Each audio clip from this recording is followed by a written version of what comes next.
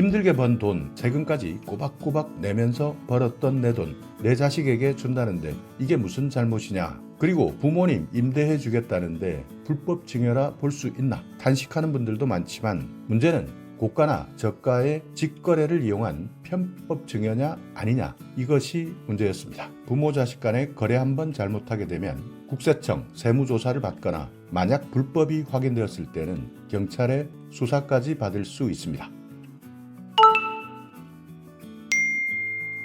안녕하세요, 임플란트 타이거입니다. 최근 공인중개사를 통하지 않고 직거래하는 방식으로 부동산 거래한 사람들, 여기에 대한 불법 의심 거래 적발 결과가 나왔는데요. 이번이 끝이 아닙니다. 10월부터 3차 조사가 실시되기 때문에 최근 이렇게 부동산을 직거래한다면 반드시 확인해 보셔야 합니다. 대부분 편법으로 증여하거나 명의신탁하거나 이런 위법한 의심 행위들인데요. 정부에서는 이런 사람들을 국세청에 통보하고요. 경찰청, 금융위, 지자체에 통보해서 탈루한 세금 모두 회수하고요. 대출금 회수나 과태료 부과도 실시합니다. 불법이 있다면 경찰청 수사까지 받을 수 있기 때문에 만약 이런 상황이라면 반드시 정상적인 거래인지 확인하셔야 됩니다. 자, 사례를 바로 살펴보겠습니다. 특수관계인 간의 불법 증여 의심 사례인데요. 아버지에게 자녀가 아파트를 직거래로 매수한 상황입니다. 그러니까 여기에서 부자 간의 거래를 한 건데요. 집을 산 자녀 같은 경우에 거래대금 전액을 주식을 팔아서 자금을 조달했다, 이렇게 소명했지만요. 집을 산 자녀의 연령 그리고 연소득을 감안해 봤을 때는 말이 안 된다, 이렇게 판단했습니다. 예금액을 살펴보니 자녀가 다니고 있는 직장 연봉에 비해서 너무나 큰 금액이고, 그렇기 때문에 근로소득이나 그 외 주식배당소득 이런 확인 가능한 자료가 있으면 제출하라, 이렇게 요청했지만 제출하지 않았던 것이죠. 그러니까 자녀는 주식 매각 대금으로 주택을 매입했다, 이렇게 주장하지만 국토부에서는 주식 배당 소득이 있다면 당당하게 제출 가능한 자료 내달라, 이렇게 요청했던 것이고요.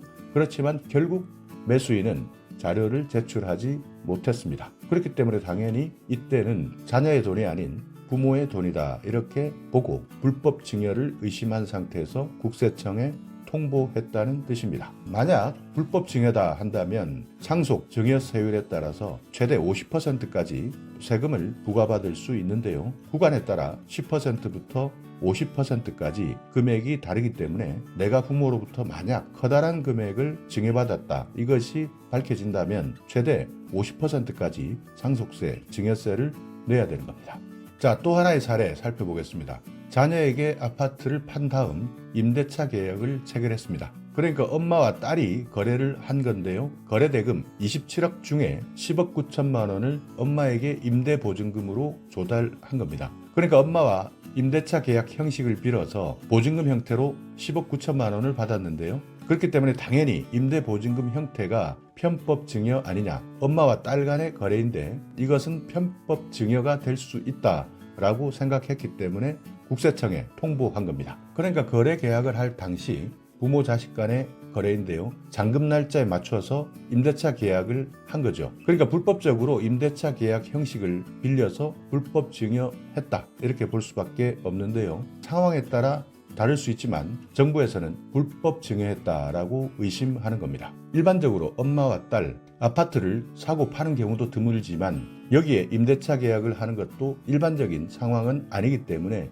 의심받을 수밖에 없습니다. 그렇기 때문에 마찬가지 불법 증여로 드러난다면 30억 이하이기 때문에요. 40%의 증여세를 내야 하는 경우입니다. 많은 사람들이 이런 상황에 대해서 생각들이 조금씩 다른데요. 어떤 사람들은 부모 자식 간에 이렇게라도 하는 사람들, 그나마 양심적이다라고 생각하는 사람들도 있고요. 또 우리나라 상속세나 증여세에 대한 비율이 너무 높기 때문에 지금까지 세금을 내면서 벌어두었던 내 재산을 자식에게 주면서까지 40%, 50%의 증여세를 내야 되느냐 억울해 하시는 분들도 많습니다. 그렇지만 어쩔 수 없이 아직까지 법으로 정해져 있기 때문에 이런 부분에 대해서는 반드시 한 번 더 확인하셔야 됩니다. 자, 다음은요, 부부간의 한도 초과 불법 증여를 의심하는 경우입니다. 여기에는요, 부부끼리 거래인데요. 부부 공동명의 보유 중인 아파트, 남편이 모두 아내에게 매도했습니다.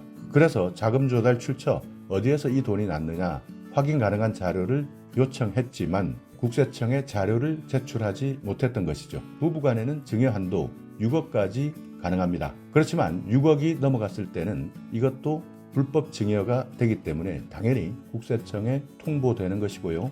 여기에 따르는 자금 출처 확인할 수밖에 없고요. 불법이 나왔다 할 때는 탈세한 부분에 대해서는 다시 납부해야 되는 것이죠. 증여재산에 대한 공제, 배우자 같은 경우에는 6억까지는 괜찮습니다. 그렇지만 6억을 초과했을 때는 증여세를 내야 되고요. 자녀 같은 경우에는 5천만 원까지, 미성년 자녀는 2천만 원까지, 손자, 손녀는 5천만 원까지 증여재산 공제액이 있는데요. 이 금액을 초과했을 때는 증여세를 내야 합니다. 그러니까 부자간이든 모자간이든 부부간이든 부동산 거래를 하면서 불법 증여가 있었다라고 판단되는 특수한 거래 같은 경우에는 반드시 한 번 더 확인하셔야 국세청 조사를 받는 불미스러운 일이 발생하지 않는 것이죠. 자, 다음은요. 시중은행에서 대출을 받아서 아파트를 구입한 경우인데요. 자, 매수인 같은 경우에는 개인 사업자입니다. 9,500만 원 사업자 대출을 받았습니다. 그 중에서 8천만 원을 부동산 매수 자금으로 사용한 것이죠. 그러니까 이런 대출 같은 경우에는 기업의 임금이나 원재료 매입 이런 회사 활동에만 사용해야 되지만 이것을 주택 매수 자금으로 사용한 사실이 확인된 겁니다. 이럴 때는 대출 용도 외 유용이다 이렇게 의심되기 때문에 금융위원회에 통보되게 되는데요. 자영업자나 기업을 운영하시는 분들 기업 자금 대출을 받을 때 상대적으로 싼 이자로 대출 받을 수 있는데요.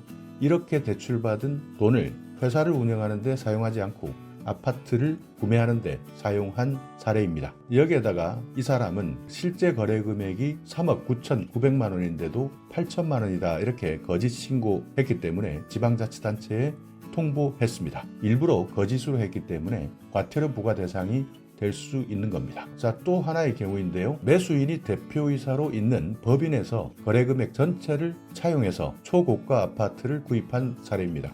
법인 대표가 거래대금 전체를 법인에서 빌려서 차용증서를 쓰고 증빙자료까지 제출했지만 26억 5천만 원, 상당히 고액인데요. 이 돈을 아파트 구입에 전부 활용한 것은 특수관계 법인으로부터 과다한 자금을 차입했다. 그러니까 회사 자금을 개인의 고가 아파트 구입에 사용했다는 것은 불법이다. 그렇기 때문에 국세청에 통보한 사례입니다. 이런 일들이 아마 많이 일어나고 있지만 걸리지 않았기 때문에 커다란 문제가 되지 않을 텐데요. 이렇게 회사 돈, 내 아파트 사는데 사용하는 것, 이것은 불법에 해당할 수도 있고 탈세에 해당할 수도 있기 때문에 걸리면 세금 폭탄 맞습니다.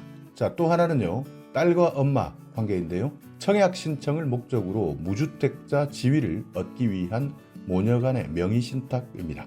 여기에서는 딸이 무주택자 청약 요건을 갖추려고 자녀 명의로 있는 아파트 세 채를 엄마에게 매도했다고 소명하고 있는데요. 엄마는 임대보증금 그리고 대출 승계액을 제외한 금액을 매수자금 명목으로 자녀에게 지급했지만 이틀 뒤에 전액 반환을 받았습니다. 그렇기 때문에 실제 지급된 거래 대금이 전혀 없는 것이고요. 명의만 바뀌었다 이렇게 명의 신탁이 의심되기 때문에 경찰청에 통보한 겁니다. 그러니까 딸 같은 경우에는 무주택자 청약 신청을 하려면 내가 무주택 지위가 있어야 하기 때문에 주택이 있다면 청약 신청을 할 수 없다. 그래서 엄마에게 잠시 명의 신탁을 한 내용이지 대출을 승계하거나 잔금을 지급하거나 하는 내용이 없었고 임대보증금만 승계한 경우인데요. 이름만 잠시 빌려주고 무주택 지위를 얻겠다는 딸, 이 딸에게 엄마 이름으로 아파트 세 채를 명의 신탁한 사례입니다. 이건 역시 불법이기 때문에 경찰청에서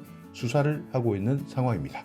자, 이렇게 오늘은 가족 간의 거래 까딱 잘못하게 되면 불법 증여로 의심받을 수 있기 때문에 특히 가족끼리 거래하실 때는 불법 증여로 의심받을 수 있는 상황이 많이 발생할 수 있다. 여기서 말씀드린 각종 사례처럼 내가 혹시 여기에 해당되지 않는지 한 번 더 확인해 보시고 앞으로 3차가 예고되어 있습니다. 10월부터 내년 1월까지 3차 조사가 실시되게 되는데요. 고가든 저가든 직거래를 이용한 편법 증여 이런 거래 때문에 시장에서 실제 거래되는 가격이 바뀌고 있습니다. 그러니까 시장 가격이 교란되는 행위이기 때문에 앞으로 더 철저하게 더 많이 조사하겠다라고 밝히고 있으니까요. 이 내용을 잘 기억해 두시기 바라겠습니다. 자, 오늘 영상 여러분께 조금이나마 유익한 정보가 있었다면요. 오늘도 구독 그리고 좋아요 부탁드리겠습니다.